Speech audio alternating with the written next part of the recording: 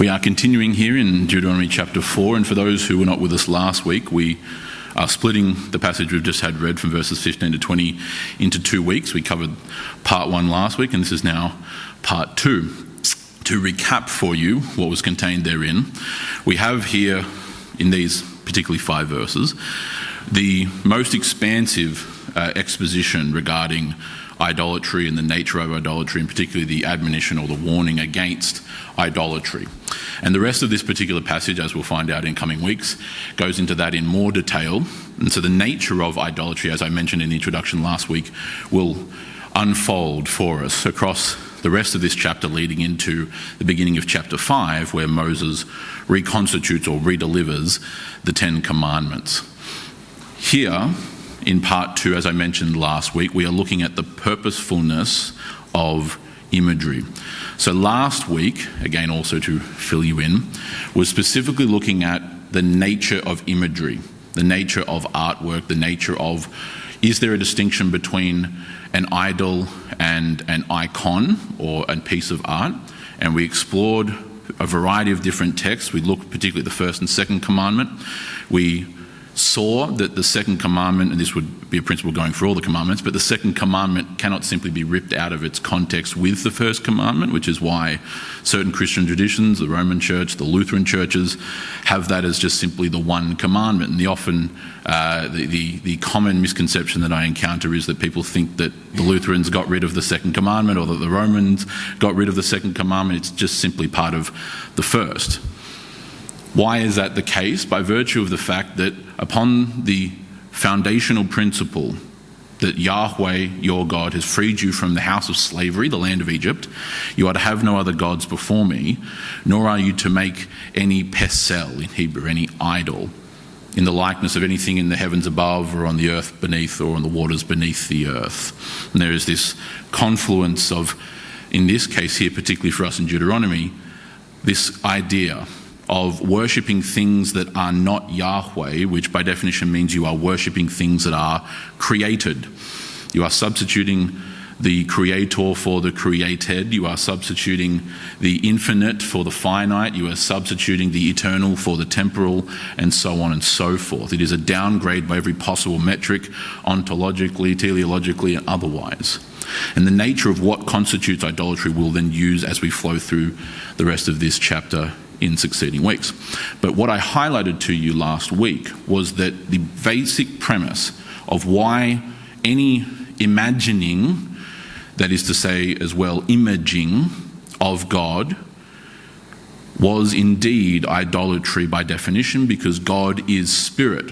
We saw in verse 12 and then repeated again in verse 15 the fundamental premise of why portraying the divine essence, the deity of God, is inherently sinful is by virtue of the fact that you did not see any form on the day in which Yahweh your God spoke to Moses at Horeb, that is to say Mount Sinai. We then, however, didn't just leave that up in the air, but we connected it very particularly and specifically in the way that the New Testament does, which is with regards to the incarnation. And I explained that there is no unified Christian position on this. There are people who come at it from different angles for, I would argue, probably equally good reasons. There are those who are concerned with, particularly and specifically, which was last week's focus, imaging or portraying Christ in any form. There are those who are concerned with a violation of the second commandment, of not wanting to portray God based upon the fact that you saw no form, only heard a voice at Mount Sinai, a very valid reason and one that is certainly respectable. But then there are those who are concerned with not denying the reality and the impact in this world of the incarnation itself. I explained that I personally am defending the second side of that. I am primarily concerned with a denial of the incarnation and the life-altering, world-altering reality that has now induced in the world. That indeed the Apostle John picks up in the end of his prologue, in verse 18 of John chapter 1, no one has seen God. The same phraseology here in Deuteronomy. But the only begotten God who is in the bosom of the Father, he has exegesato, he has made him known. He has revealed him. He has exegeted him. This is why Christ is able to go on and say, if you have seen me, you have seen the Father. That is to say, if you have seen me, you have seen God. It is why the Apostle Paul so famously in the Colossian hymn explains that he is the image of the invisible God. He is literally the icon, the image of the invisible God. Both sides have very respectable reasons. I line up on the second for the variety of reasons that I've just enumerated there contextually in both Old and New Testaments. That was to do with the nature. Here we're looking more at the purposefulness, and there's some very important points, both a warning against and an encouragement toward, that we'll then see here in the cross-references that we're going to make.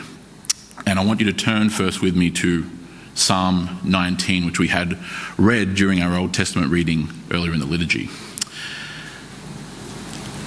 This particular passage is well known. It's certainly one of the more popularly used of the Psalms, and particularly the verses enumerated earlier, verses 1 through 4. We're wanting to highlight the first two lines of verse 4, from 1 to 4, and then we'll also touch upon later verses in verses 7 and 8. But as you are turning there, or as you have turned there, I want to draw your attention to some important things that will help perhaps put in context much of what we're going to see today. This particular passage will speak to the almost anthropomorphic nature of the way in which creation communicates truth. Anthropomorphic meaning like man or like humanity.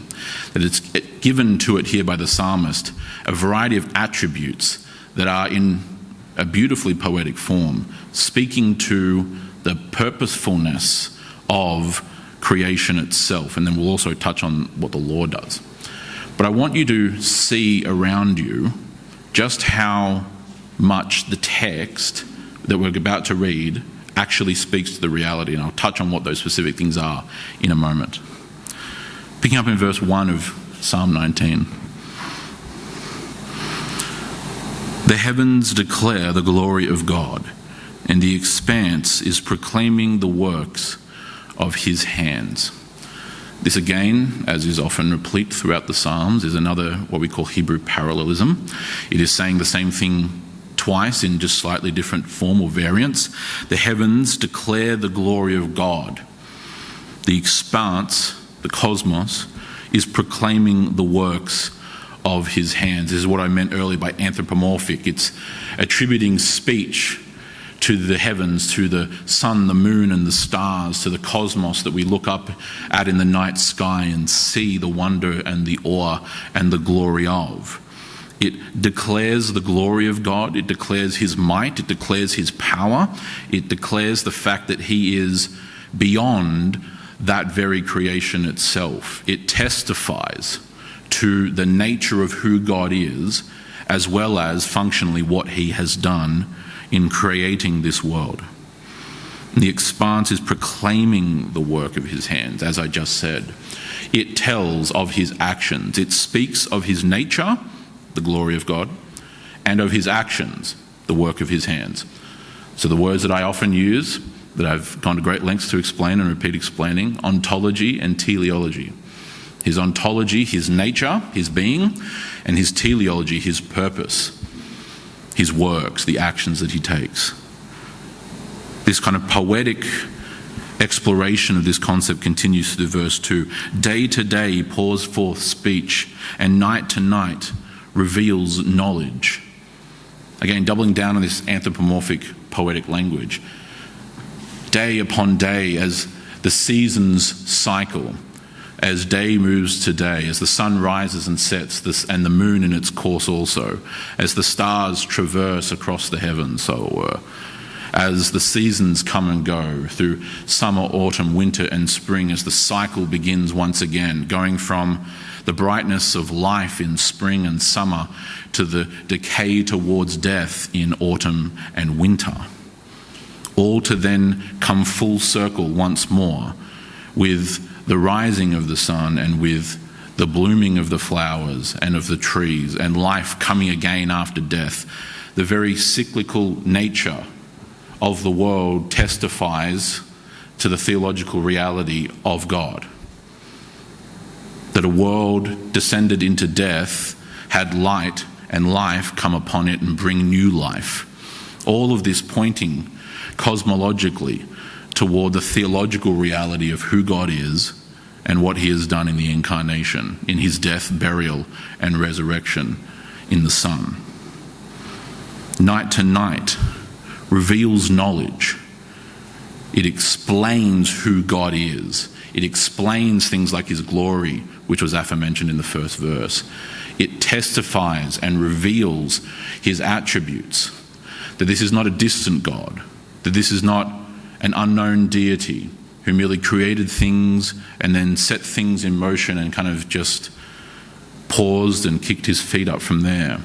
But the constant cyclical nature of the world speaks to his ongoing and sovereign maintenance and guidance of the world itself.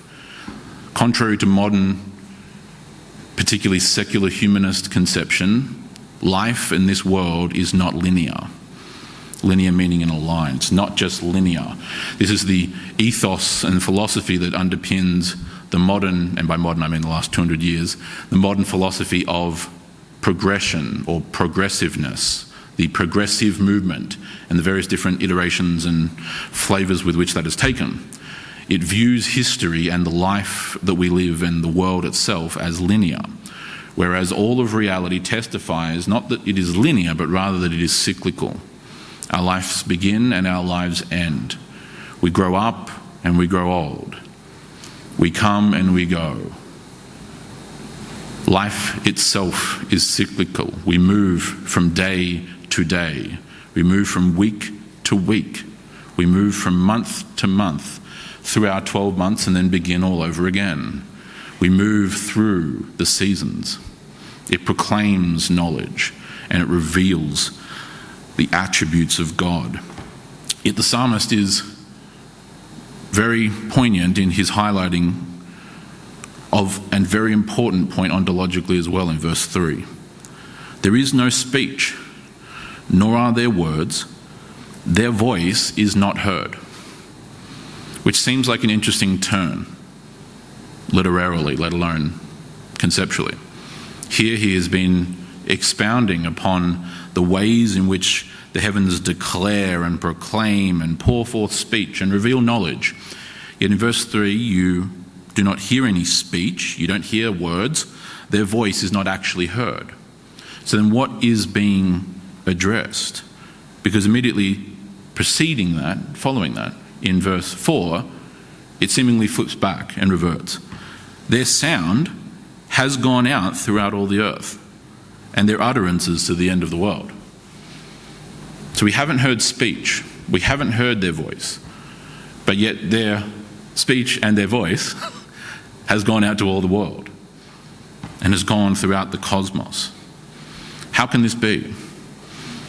This passage is fascinating. Again, it's similar to the prima facie surface level quandary, inverted commas, that we faced last week. If Yahweh has given this incredible exposition and warning against crafting images and statues and so on and so forth, why then does he then go on to command the building of statues and images in the tabernacle and then particularly in the temple? Why does he prohibit graven images to then go on and command the building of graven images? That is to say, carved images, right? Things that are hand-built. Because as we saw last week, things, objects, paintings, whatever happens to be, are not in themselves ontologically, that is to say by nature, an idol. They are an image, they're an icon, an icon, but they're not an eidolon, an idol. How they then are used is what transforms those things into an idol. Those who bow down and worship. Because as you may recall, for those who are familiar with the Decalogue, with the Ten Commandments, the third commandment goes on to talk about not bowing down nor worshipping them. That is to say, serving them, right? Latreia in the Greek. But not bowing down, not demonstrating this, what in Greek is called proskinesis, which we'll talk about later, but not showing homage, not bowing down, not kissing, not remonstrating yourself before them. And it's something that we see, or in this case I suppose really don't see, in the Old Testament. It's entirely absent. The temple was an incredibly beautiful building, and even by global standards at the time, it was one of the most resplendent buildings in the world, especially by the Herodian period of the 1st century. It was often considered the jewel of the East. This incredible temple, at that time by the 1st century, layered in gold that would shine and glisten from miles and miles away. Yet, at no point do we actually see the Israelites, the high priest or the priests themselves, bowing down before the statues, the giant, monumental, in the literal sense, colossal statues of the cherubim, nor are they making offerings or sacrifices to them, through them, by them, under them, over them, beneath them, or around them. Yet we see the imagery there, because the distinction that was made last week, to recall your mind or to fill you in, was that an image does not immediately equate to an idol. After all, the New Testament goes to great lengths to explain that many of the things that we lust after in our hearts are idols to us. There is no image, there is no physical form, yet our desire for them over God turns them into an idol. This is why great reformers like John Calvin, for example, famously said that the human heart is but a factory of idols. Because there is a propensity for idolatry that is an endemic part, sadly and tragically, of the human condition. Our innate drive, following the fall, following our rebellion, to worship created things. And so how we use them is important. That's why I said last week in the conclusion that it's not just a carte blanche permission slip to do whatever you want. No, that was the purposefulness of this here. But why am I highlighting to you particularly Psalm 19 and these initially 4 verses here? What we find is a variety of theological conclusions, but the one I want to touch on this morning is the fact that these heavens, the sun, the moon and the stars and all the cosmos, is given this anthropomorphic quality of proclaiming and declaring the glory of God and the works of his hands, yet you do not hear their voices nor their speech. They do not actually literally speak to you as I am here speaking to you right now. Yet they very much communicate. They very much proclaim. They very much declare. They explain. They reveal, much like the incarnate Christ himself revealed God. It was now the visible demonstration, emphasis on the word visible, of God. No one has seen God, John 1:18, and all the other times that it's quoted in the Old Testament. But now, the only begotten God who's in the bosom of the Father, he has revealed him. He has made him known. The creation that we live in, the world around us, from the highest and most incomprehensible scales of the cosmos, all the way down to each and every one of you as individuals, proclaims the glories of God and declares the work of his hands. Without saying anything, if we were to all sit here in silence, truth would still be actively communicated. Do you understand me? The image of God that resides in you as a human consistently proclaims the glories of God. The reality that everything we see before your eyes right now actually exists, as opposed to not exist, testifies to the reality of its creation, of its genesis, of its origin, and therefore of its creator. And the philosophical realities that flow forth from that, I could be here talking about all day. No one would have to utter a word, yet all manner of deeply profound metaphysical and theological truth would be blaring and screaming at us. because this is the nature of the created world. It does proclaim, it does speak, it does testify to truth, and particularly to the truth of the Creator. It has no voice, its speech is not heard, yet its sound goes throughout all the earth. Because, as I have said a number of times before, but as is extremely poignant here in this kind of text, it is impossible to live in aesthetic silence. That is to say, it is impossible to live in artistic silence. It's impossible to live in architectural silence. It's impossible to live in silence with regards to beauty, to things like goodness, to things like truth, the ancient transcendent values, particularly enumerated during the medieval period. Truth, goodness, and beauty, which stand as pillars in their own right. It is impossible to live in silence regarding those things. It is impossible to live in aesthetic silence, in visual silence.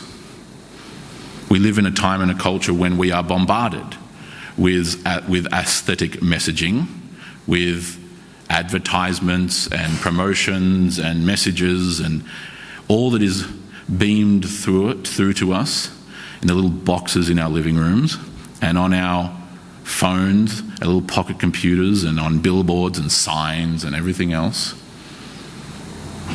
Yet society has, to various degrees around the world, overwhelmingly abandoned God.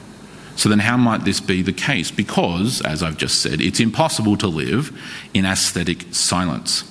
Everything that exists will proclaim something. It is not a question of if, it is actually a question of what. We see this come out in ways which many may not actually be able to identify. We're so drenched in this kind of metaphysical reality that it's often actually hard to identify, like a fish having no genuine concept as to what it's like to live outside of water. As you look around, let me highlight to you some of these things. This building, built back in the early 1900s, a little over 100 years ago, was first opened in 1917, is built in what's called the Federation Gothic style. The Gothic or the Neo-Gothic architectural movement of the 1800s was particularly over by about the mid to late 1800s. That's why many of the buildings in the city, which were built through the 1850s, 1860s, 1870s, 1880s, have a Neo-Gothic style to them. However, up here, for whatever reason, it trailed on a bit in what's called Federation Gothic, right? The Gothic style around the Federation of Australia.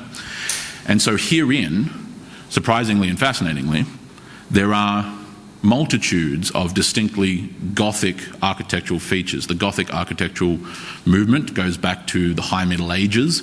So when you think of medieval architecture, particularly in Western Europe and in the British Isles, this is the Gothic style, so the 9th or the 11th, the 12th, 13th centuries AD. The windows are one of the most blindingly obvious examples of this. They are in the form of what's called a Gothic arch, which comes up in a parallel form to then meet at a unilateral position. It is predicated on the geometry of an equilateral triangle. So for those who remember primary school mathematics back in the day, equilateral triangles are triangles that have 3 equal sides. And this is taken as emblematic or symbolic of the Trinity. 3 equal sides in one triangle. Okay?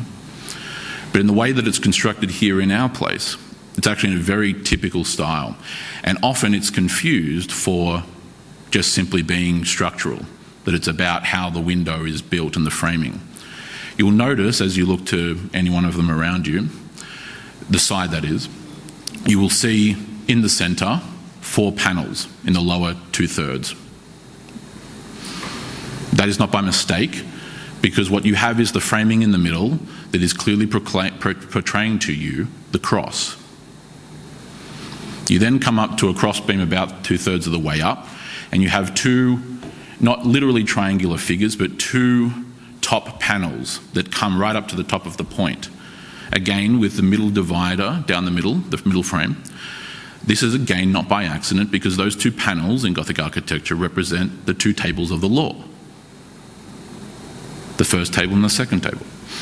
And so this proclaims the cross and the law of God and the cross of Christ, where in his fulfilling of the law and of the prophecies of the scriptures, he died and was buried and rose again from the dead for the salvation of his people and for the redeeming of the world and for the cleansing of their sins. Even this pulpit here, you will see another very common, also medieval Christian symbol, what looks to you like kind of three circles. You'll see it here, here, and here. And you'll see three of them on each panel. It's a symbol or a particular geometric shape called a trefoil. Tre as in three. And it again is a symbol of the Trinity. If it were more artistically done, they'd all be interlooping with each other, right, showing a unity. And here again, 3, 3, 3, a trinity of trinities. And beneath it is another Gothic arch, again not stylized like the windows are, for example, but the Gothic arch and the purpose of it, again, is to come up to a central point that elevates and causes the eye to be lifted up. It's almost functionally like an arrow, pointing you up to the heavens, as opposed to pointing you in towards yourself and your pride. This goes all over the place. The pews themselves also have on the top end the Gothic arch, sometimes called the Gothic arrow, again, a Trinitarian symbol in nature. The carpet around you has crosses all throughout it, and this goes on and on and on. There's many, many other details that I could also point out. The reason why there are 3 windows up connecting the nave to the narthex, as it would historically be called, is again symbolic of the presence of the Trinity in this church. All these kinds of things. Because we used to understand that art and architecture, imagery, symbolism, so on and so forth, is a natural component of the world that God has created, that it is exactly what herein in Psalm 19 that we've been looking at is the fundamental and central premise, that the created world actually proclaims forth and speaks to the very nature of God and the very actions of God. And that these things testify to truth. These doors have no voice, the windows do not speak. Yet every single moment of their existence they are proclaiming truth. Do you understand? It is impossible to live in aesthetic silence. And so why does this relate, or really how does this relate to this concept of imagery and, or on the flip side, idolatry with regards to Deuteronomy chapter 4? Because this whole second part is about its purposefulness. If imagery does not immediately equate to idolatry, which I substantiated last week, how then are we to use imagery? How then are we to use, in a generic, broad term, artwork in whatever particular category you may be talking about, be it portraits, be it symbolism, symbolic things, architecture itself as a whole, so on and so forth? There are 3 fundamental uses historically in Christianity, 2 of which have historic weight behind them, going back to the early church, one of them which does not. One of them which is a later, early medieval accretion or expansion. Why is this important? Because again, one of the driving impetuses for the Reformation was to be taking that Renaissance principle called in Latin ad fontes, that means back to the sources, right, back to the originals. What was believed originally? What is the unadulterated faith, so it were? And much of the drive of the Reformation was upon that basis. These 3 uses that we have seen historically, which is important for us coming down the line to understand, are aesthetic or decorative, didactic or educational, and then venerative or adorational. Okay. What do those mean? Aesthetic or decorative being a bit more illuminatory to what the meaning is really nature of art itself. It is to communicate the truth of beauty. It is to testify to the beauty of God. It is to testify to that particular attribute. It is to make the ugly beautiful. It is to make the chaotic ordered. It is to make the dark enlightened in the true, good, meaningful sense. It is to beautify a given place, to testify that chaos and darkness and ugliness, which are all kind of thematically linked to one another, is not what rules the day, but rather it is order, it is light, it is goodness, it is beauty, it is truth, which reigns and rules, because our God is truth. He is order, He is light, He is beauty, and He is goodness. And that His reign and rule in the world is what then brings this into being and into reality itself. This is a vitally important point. And again, it's impossible to live in aesthetic silence. Everyone knows, generally speaking, whether the outfit they put on today works well enough for the particular occasion, or whether you're walking out of the house looking like a dumpster fire on wheels.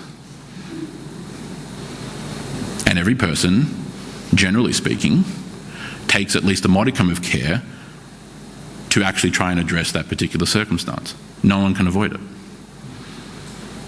Our homes, be they resplendent and wealthy, or be they of humble and lowly status, it's irrelevant.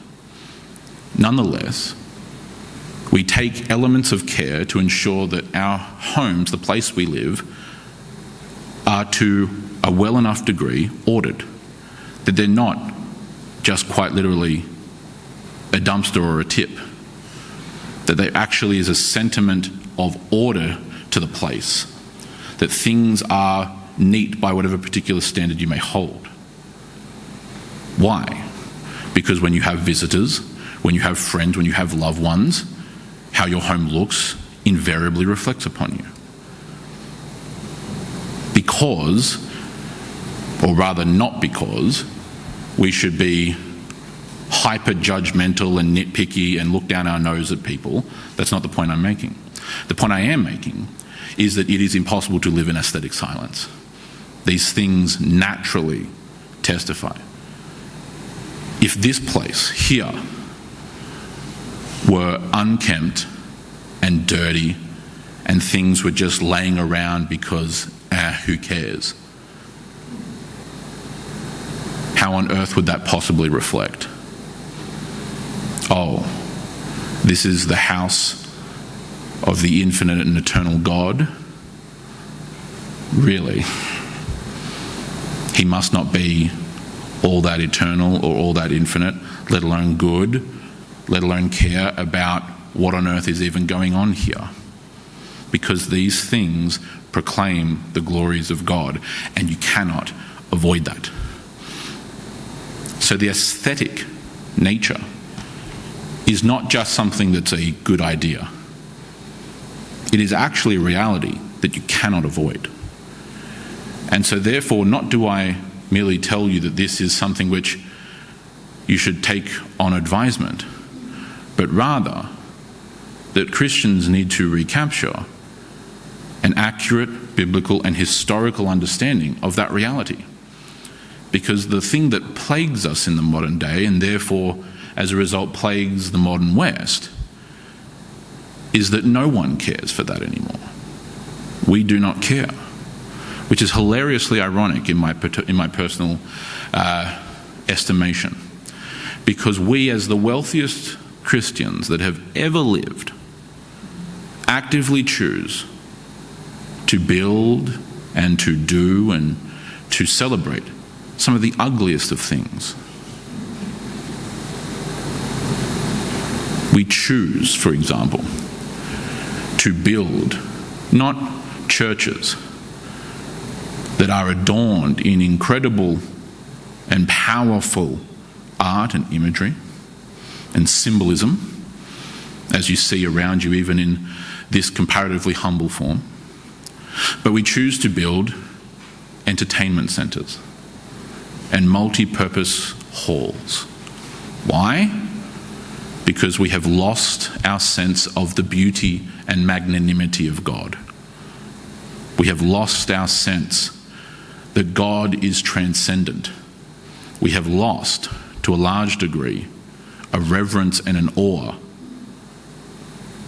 for God that plays itself out in what we build, that plays itself out in what we do, in the liturgy, or for most places, no liturgy at all, and no concept of order, no concept of history, no concept of what is actually prescribed in the Bible as right worship, but simply what is done to attract, no matter how tacky, no matter how embarrassing, no matter how cringy it might be.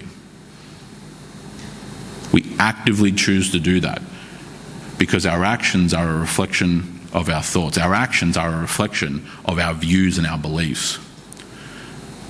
And we have fallen so much to the materialistic, atheistic zeitgeist, spirit of the age, that we too now act in exactly the same way.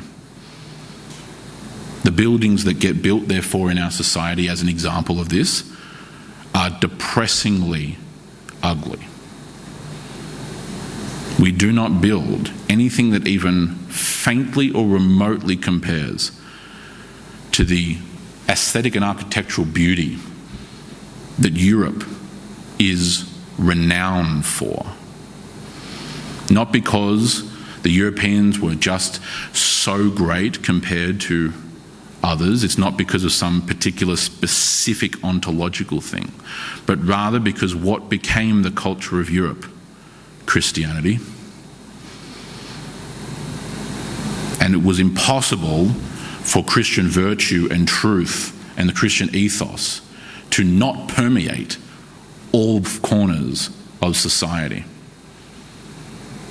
These things actually matter. Instead, what we do is we tend to, in evangelical circles, turn around and do what we often do, which is rip some particular proof text completely out of context and use it to justify our own apathy, laziness, error, or otherwise. The common retort is, well, the church isn't the building, it's the people, as if that were some Einsteinian revelation, as if that were a Nobel Prize worthy observation, that the church is not the building but it is the people, as if in other news water is wet. Of course the church is the people. This is the great and sacred nature of the church in the New Covenant, that just as Christ himself said to the Samaritan woman at the well, no longer will you have to go to this one singular fixed place atop Jerusalem, but he is looking for those who will worship him in spirit and in truth on all mountains, to paraphrase, including our very own right here, because God is spirit and he is therefore looking for those who worship him in spirit and in truth. But invariably, the temple of God, us as Christians, we meet somewhere. What goes on in the liturgy is not just a nice weekend get-together at the country club. It is not just a social gathering where we're really coming to catch up with friends on the weekend and have some tea and biscuits. No. Here, in this place, you are gathering before the celestial throne of God in heaven. You are communing with the holy and triune creator of all things, and you are joined to him, and his grace is administered to you through the word and through the sacrament of communion. And God is present with us in, through, and by these means which he has laid out. This is why historically, not only in the ancient church but also the medieval, and as well during the Reformation itself, in the early modern period, the right understanding was that here in the liturgy, here in the worship service of gods, where that term liturgy comes from, liturgos, right, or liturgia, meaning service. Herein, heaven and earth are united. This is the very axial point in which the words of the Lord's Prayer, "Thy kingdom come, thy will be done on earth as it is in heaven," are actually foremost fulfilled. It is not just a vague, ethereal concept which we hope will be achieved out there in the ether somewhere, maybe. This is actually the very epicenter of where that reality permeates and propagates into the world. This is exactly what the early church knew and understood. This is exactly what the medieval church knew and understood. It's exactly what the Reformation church knew and understood. It is only we, in very typical novel fashion, who have abandoned it overwhelmingly. Not entirely, but overwhelmingly. And this then permeates out into our cities, our towns, our villages, our communities. Because it is impossible to live in aesthetic silence. And see, it's not just about having pretty things. Nothing of what I've said here is about having pretty things. It's actually a deep philosophical and theological reality that I'm trying to help you understand. This reflects who God is. That is the aesthetic reality. We find decorated churches archaeologically in the early church. We find it, of course, during the medieval church, when now you did not actually have to hide in catacombs beneath the city of Rome for fear of being executed by the authorities. We find it all throughout. And we find that second principle, or usage I should say as well, which is didactic or educational. We find the usage of portraits and of symbolism, right, so symbols themselves, which were very, very popular in the early church, particularly with regards to symbols, because symbols were often misinterpreted by the Roman authorities who were persecuting the Christians because they didn't understand what they meant. Pictures of the martyrs, for example, were sparse to non-existent because having very obvious visible imagery of Jesus or of anyone else might as well be a billboard saying, "Kill me now." Right? Which is why the interpretation of history, just as a very brief side point, can get tricky. So, for example, in the first 300 years, we find more or less very little, almost to none, portrait-style images, for example. Now, one interpretation could say that, see, that's clear evidence they didn't do it. Another interpretation would also be that, well, they couldn't do it because they would be caught and they were already having to meet in the middle of the night in secret in literal catacombs beneath cities, or in caves, or in underground tunnels. So history gets complex. That's why I haven't bothered touching on the history of the issue, because as I mentioned in the introduction last week, it is astonishingly complicated, and I say that as someone who's a pastor and a theologian and someone who teaches history. It is shockingly complex. But nevertheless, the didactic or the educational usage is there. And it's there in the early church, and it's there definitely in the medieval church. Especially for the illiterate, one who cannot read, which has been the majority of people that have ever lived. Most people that have ever been born are illiterate and have been illiterate. Right, a reality which we kind of lose by virtue of our very high levels of education in the West, modern West. But those who could not actually read, who didn't have the ability to read the scriptures, could look and could see the truth of scripture pictorially proclaimed. And again, the common counter-argument for those who are what's called iconoclasts, those who would historically destroy images and say, nope, get rid of everything, is a failure to understand exactly what Psalm 19 is saying to us. That though the created world, the material world, does not have a voice, though it does not give forth sound that we hear, it nevertheless, invariably, proclaims and reveals truth. It communicates meaning and purpose and nature to us, and that is unavoidable.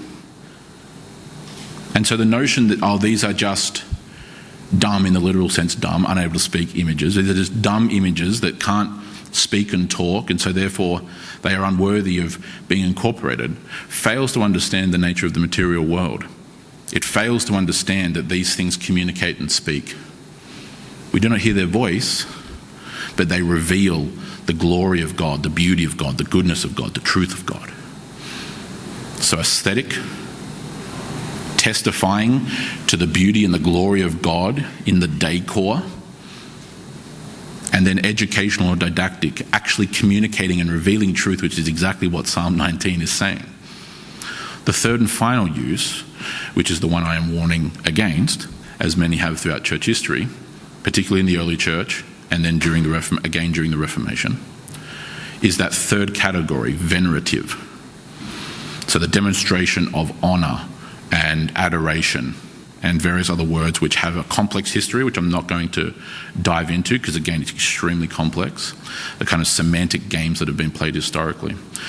But venerative, taking from the Greek word proskinesis, which means to bow down before, that kind of word gets used in reference to demonstrating honour to, say, for example, the king, right? So a medieval knight bowing down before his liege lord, before his king, is acceptable. Bowing down before God is obviously acceptable. The issue that we find, however, for the Christian traditions that have not just merely allowed proskinesis or veneration, honour, towards images, and those are particularly the Roman Church and the Eastern churches historically. The problem is that we do not find throughout the scriptures any hint at all of that kind of bowing down, kissing of, that kind of demonstrative practice of honour and of adoration towards anyone who's not God. Do you understand? In that sense of the word. We do not find the practice of bowing down and serving, to use the phraseology of the Ten Commandments, toward anyone who's not God, which is why, shock horror, that warning and that commandment against is given in the Ten Commandments. We don't find it. Just as importantly, we don't find any evidence of it in the early church. We find no evidence of the practice of bowing down before images or artwork, be they two-dimensional or three-dimensional. We find no evidence of that kind of concept that the honour paid to the image is passed on to its prototype, or in other words, the thing that's portrayed. We don't find any evidence of it. It also fails on logical standards.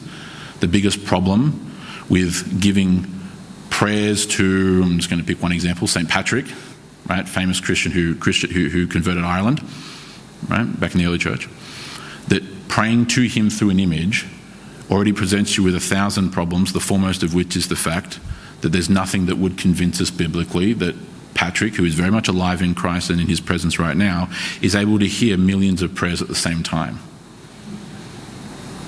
There's 1,000 problems. And so what the Reformers identified was particularly that venerative practice.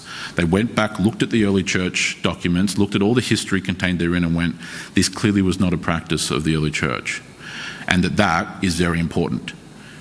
It was also categorically different to the concept of imagery, because at least you could see multiple interpretations of why there was only symbolic imagery. There were symbols everywhere, by the way, but only symbolic as opposed to pictorial.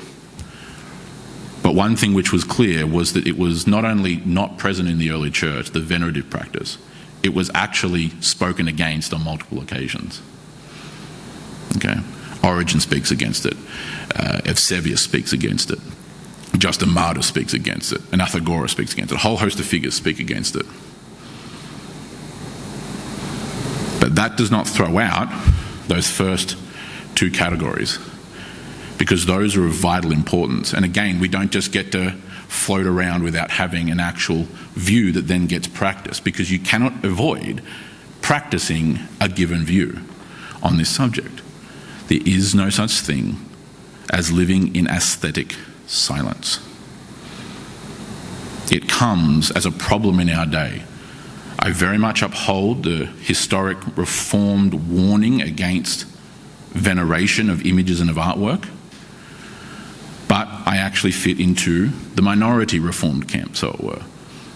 That does not mean you then toss out and destroy and throw out imagery, artwork, so on and so forth, architecture, the whole box and dice. But rather, that these things are important to testifying to the reality of the incarnation, that the invisible God has now been made visible, that the God who is spirit has now taken on flesh, materially and corporeally, and that imagery, artwork, so on and so forth, always proclaims something. Does it proclaim godless, borderline nihilistic consumerism and corporatism and degeneracy, as does our modern art and architecture? Or does it actually communicate transcendent truth, goodness, and beauty, which are inherent to God Himself? Does it communicate the great, magnanimous, and incomparable glory, eternality, and infinitude of the Creator of all? Does it reveal the divine and resplendent majesty of the King of Kings, who is enthroned cosmically over both heaven and earth? We, in bulk mass evangelical Protestantism, have utterly abandoned that concept, and we are suffering for it. Moreover, our communities are also suffering for it. So what is it incumbent upon us to do then? It's incumbent upon us to have a right biblical understanding of what I've been explaining in ultimately in brevity here this morning, right, in an introductory form. And not just merely to know it intellectually, but rather to practice it daily. To actually live out that truth, to actually live out the reality of what I'm explaining here. That there is no such thing as living in aesthetic silence. And the way that we live, what we do as part of our character that then flows forth into our actions, and that touches all the areas of our life, inevitably and invariably, testifies to the nature of the God who has transformed our heart, and to the attributes that we are being conformed into as we are being moulded into the image of Christ the Son, by the one and the same Holy Spirit. When we start resolving and improving these things in the church, you will then see resolution and improvement in our communities. First, on the level of character, first the inward level, the seed of our heart, that will then flow forth into the visible things that we see in our daily life. And that work begins in the church, because it is the church, quite humbly, who went astray on this issue first. This didn't occur in some far-flung pagan land that has never heard of Christ or of His gospel. It occurred in lands and nations that have in certain instances been Christian for 2,000 years. And so we actually have a duty to proclaim the truth, not just with our words, but with our actions. To have the name of God and of His Christ implanted upon our forehead and upon our hand, to use the Old Testament motif, right? The will, the heart, the soul, the seat of our conscience, and upon our hand, which is our actions in the world. Because indeed, the heavens and the earth proclaim the glory of God, and therefore we must also. Amen.